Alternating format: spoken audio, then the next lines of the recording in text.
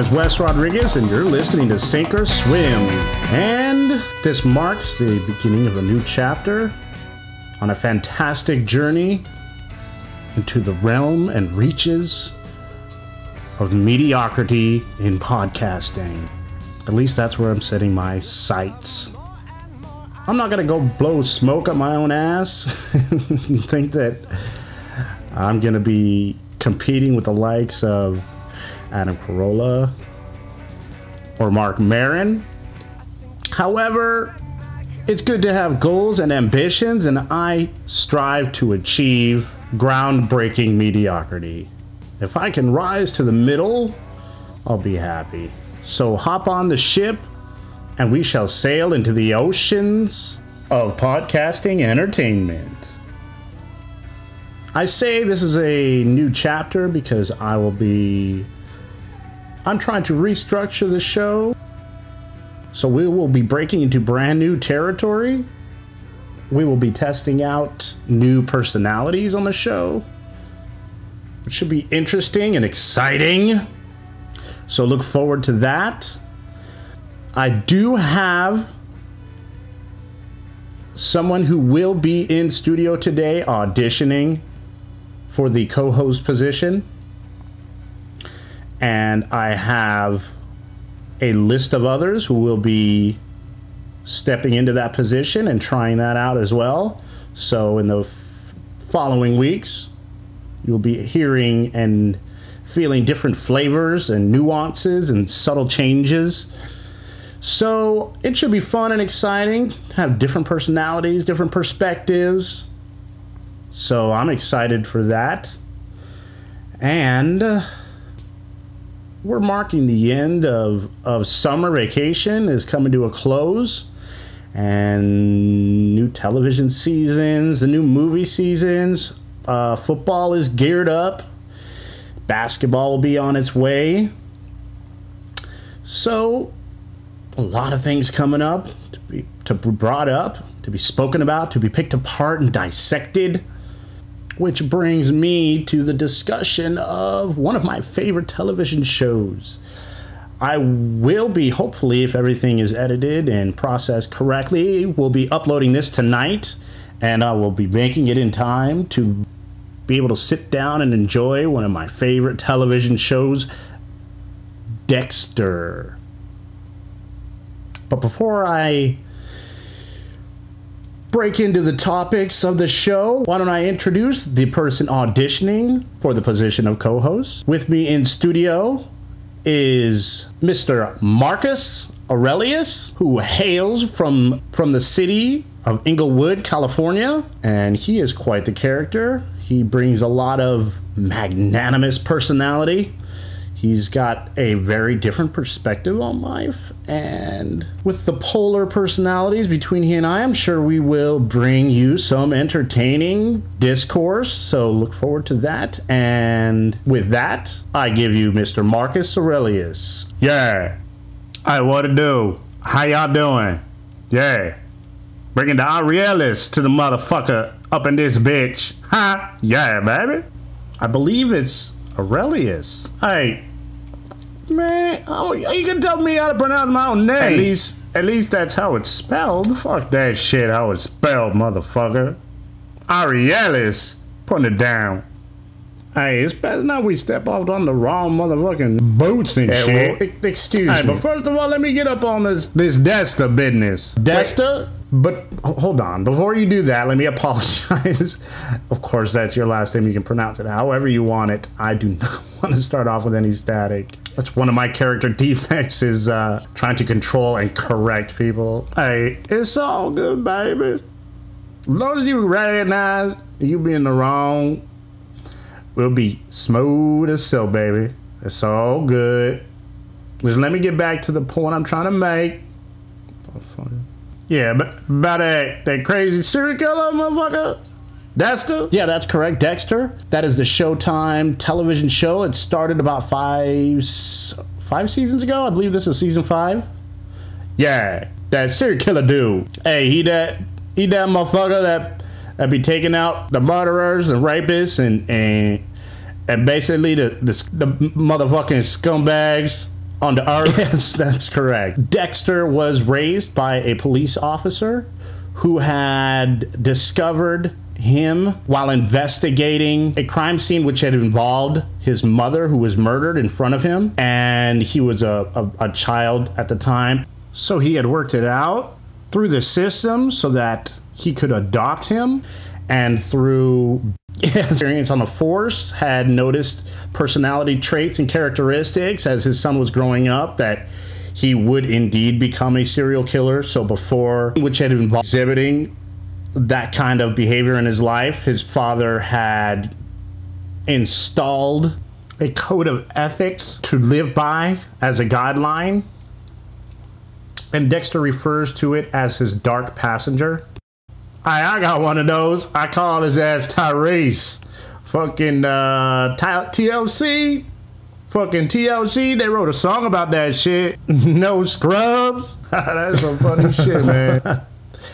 I don't think that's what they were referring to. But anyways, as I was saying, his dark passenger, this impulse he has, this dark urge to kill. And his father kind of focused that on the evils that are in the world. So if he has the urge to kill people, he trained his son to take out murderers and killers and pretty much the dregs of society. Yeah, he won't fucked up dude. It seemed like all the fucking serial killers in the world end up being crazy, messed up white folk. I don't know what the fuck that is, but it just seemed like too many white folk out there, way too uptight and shit. Like they backing this shit up deep inside they souls and shit. They just need to relax instead of fucking getting all fucking insecure and shit. Just fucking relax, you know.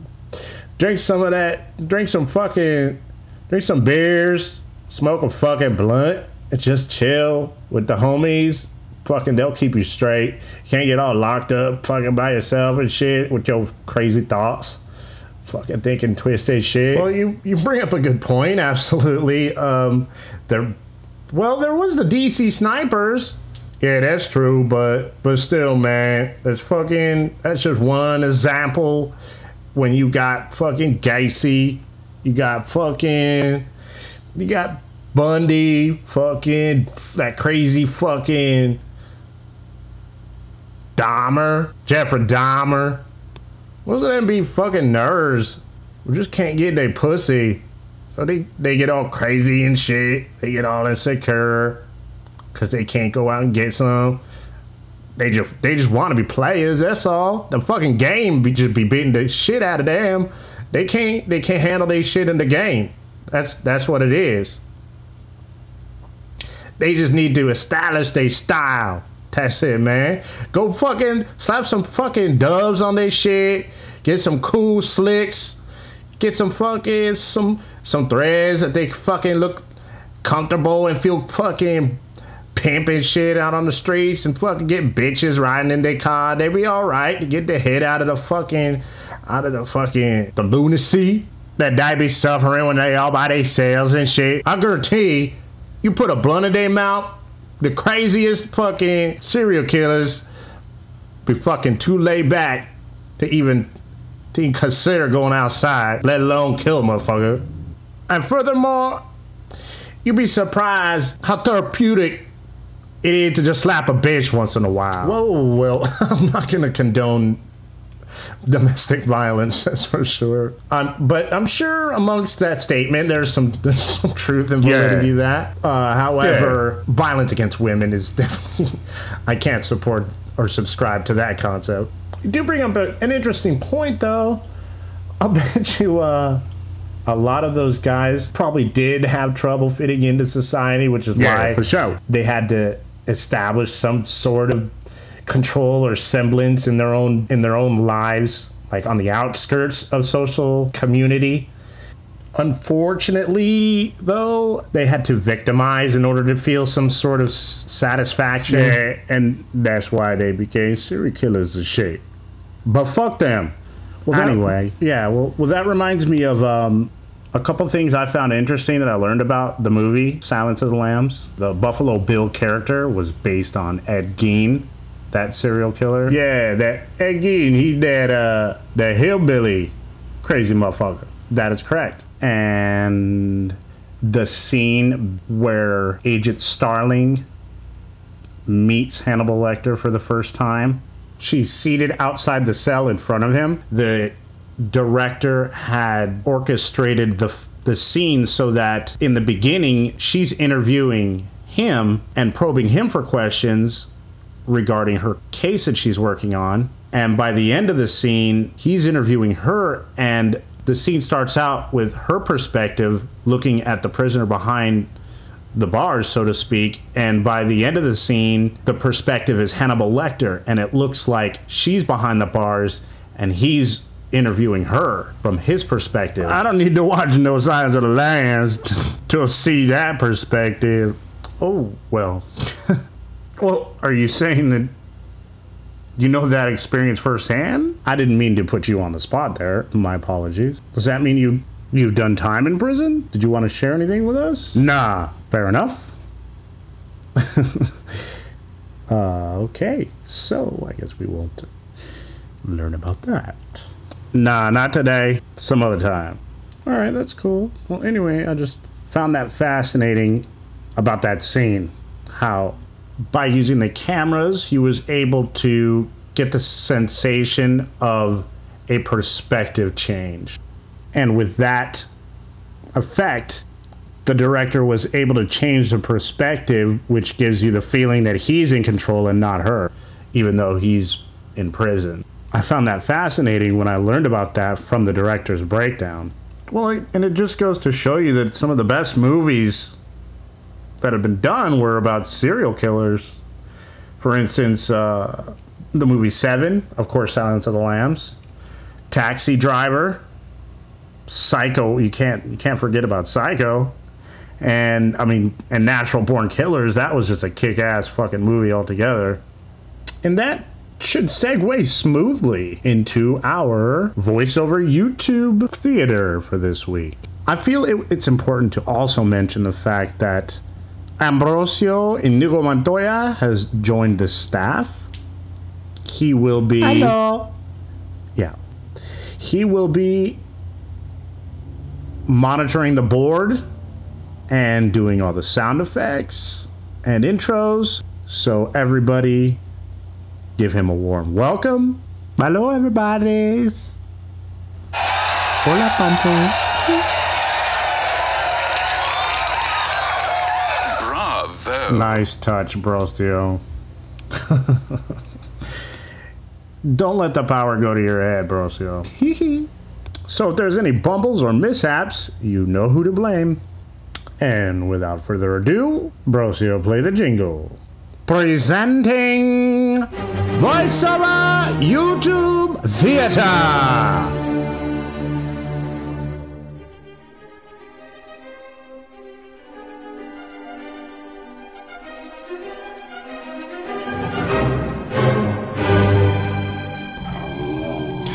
It rubs the lotion on the skin, it does just whenever it's told. Mister, my family will pay cash. Whatever ransom you're asking for, they'll pay it. It rubs the lotion on its skin, or else it gets the hose again. Yes, you will, precious, you'll get the hose. Okay.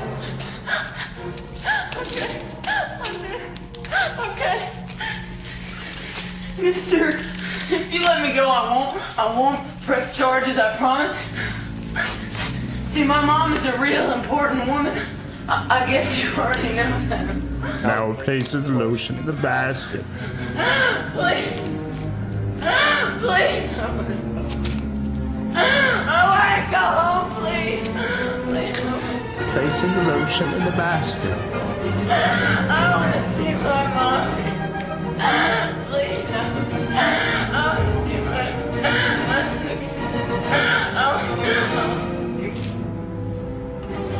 Put the fucking lotion in the basket.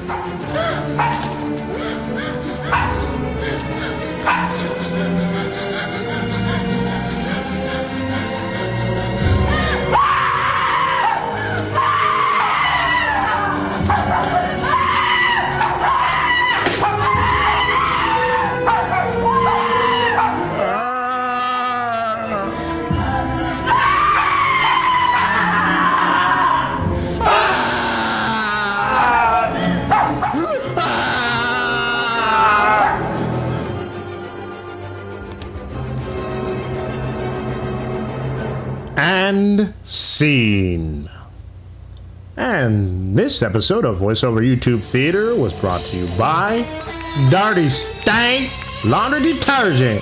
When your dirty ass family makes life for you absolutely miserable with their grimy ass clothes, get them deep-seated dirty stains to rise to the surface for a thorough cleaning. Dirty Stain Laundry Detergent. Do work on your family. Well, I hope you guys enjoyed that YouTube theater. I certainly enjoyed producing it. Shit was fun, man. Love that segment. And I'm looking forward to Dexter, man. Last season was a cliffhanger. Dexter takes out all the garbage. He works for the police department, gets all the information he needs to find the bad guy, and he murders him. His sister works with him, and he's adopted. She's fallen in love with him. So, spoilers, she walked in on him murdering the last victim of last season. And that's how it ended. Don't know how it's gonna start, but I can't wait. Anyhow, that shit sound pretty good, man. Yeah. I might get the old lady to cook me up a good dinner, and I sit down and watch that shit. It sound good, man. They got that shit on Netflix. I'll be picking that shit up. No, it was on Netflix, but they pulled it for some reasons. But I'm sure you could find it. You could probably purchase it on iTunes or whatever. Man, I'm gonna do that shit. You turn me on to Dexter, West. I'm gonna hook that up, man. I'm gonna catch up to that shit and bring you back my philosophy. My Dexter philosophy. I'll be back here and I'll break it down. Break it down for you. All right. Well, that would be great, man. Yeah. I can always wax poetic on Dexter. Huh? Every season has been good. And they always hit you with a cliffhanger that'll just blow your mind. So I'm looking forward to catching up to that. And let's see. A little news about the show. We're going to be slimming it down and trimming the fat and give you just the nitty-gritty of the show. I feel like today's listener has a shorter attention span, so we're going to try to pack it in with more gripping material, at least as gripping as I can muster. Since we've lost our news person, we'll probably be cutting that out, and maybe once in a while we'll drop in some news. So that's that. Oh, Marcus, let me get your opinion on this little situation. So I ride a scooter. You ride one of those scooters? What's that, a junior hottie or something? Well, call it what you will. It is what I ride, and I take pride in it. I have fun riding that thing. It's certainly nothing. It's certainly a far cry from a Harley Davidson, but I have just as much fun riding it as I would if I had a Harley. But I was on my way to work.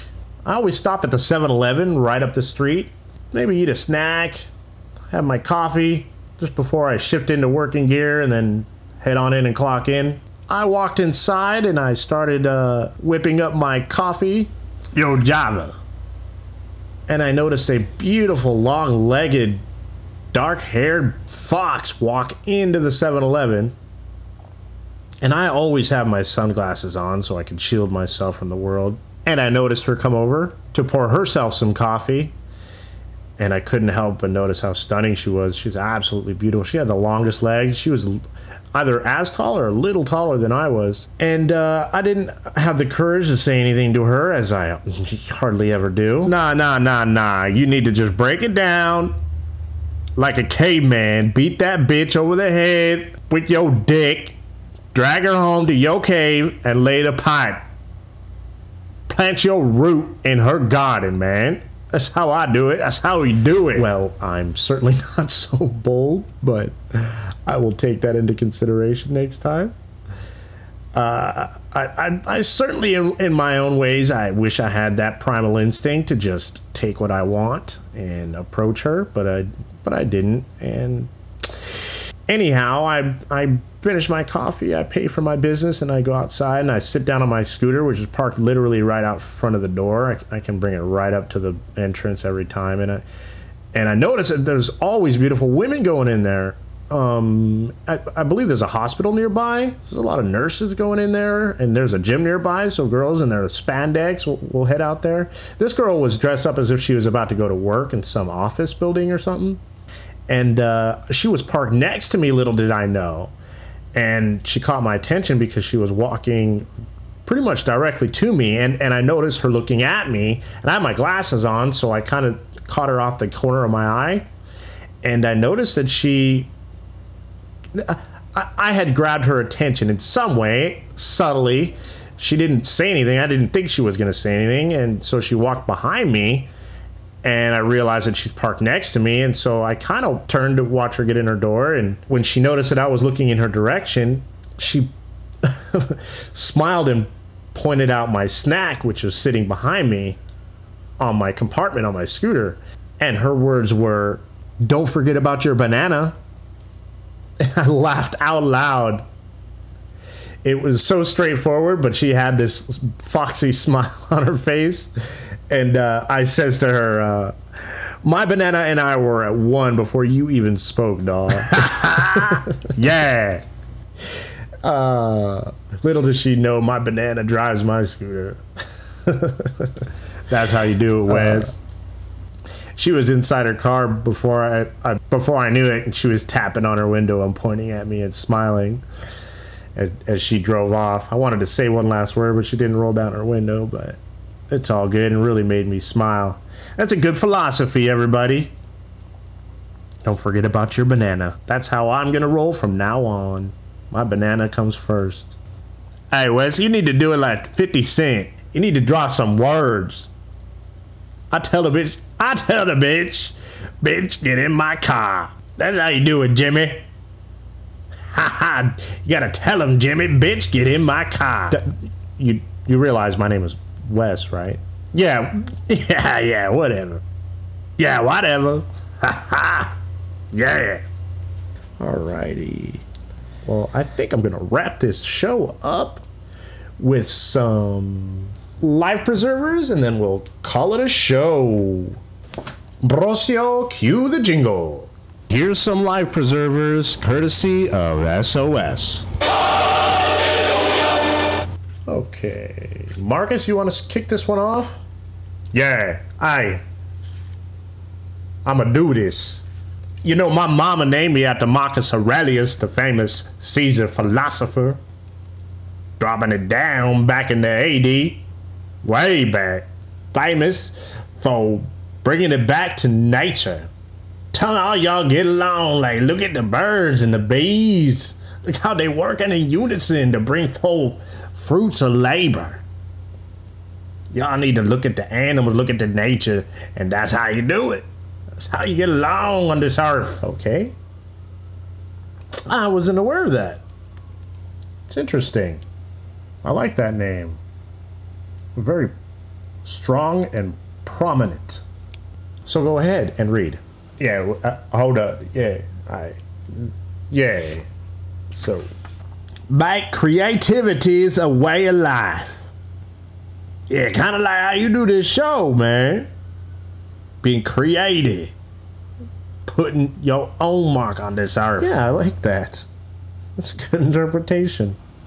Trust and embrace the organic pattern of your life. Yeah, I like that.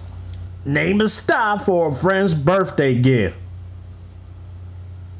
Man, that's some commercial bullshit. Fuck that shit. Wait a minute. Somebody could do that for me to be an Aurelius Aurora.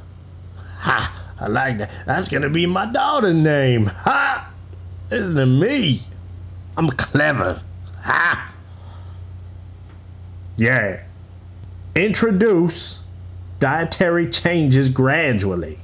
That's on the real, man. I went from drinking Old English to Corona in one weekend.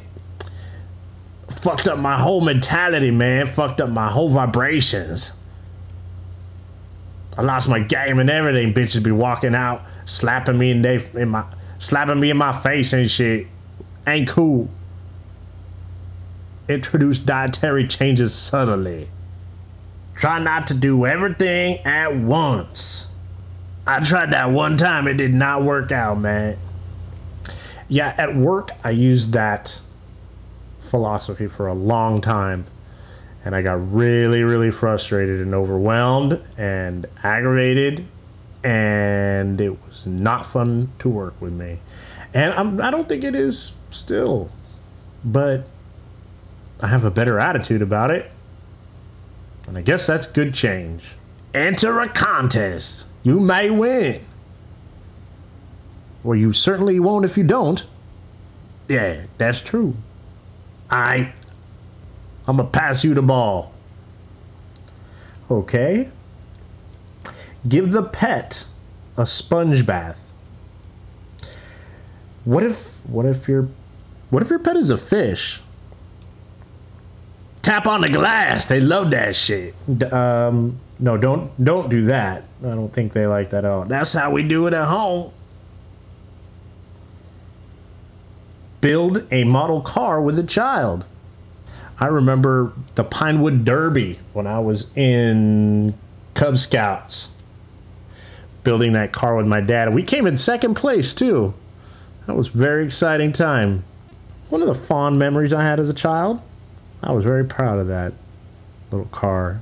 It was a ghetto car. Like a Pinto on Dove's ghetto? Yeah, well, yeah, something like that. Approach the day's tasks with reverence. Support your alma mater. I guess, yeah, well, not everybody reading this book is a college graduate. I guess that could work for high school, too. Read a mammoth, unabridged dictionary. Build a treehouse for a child.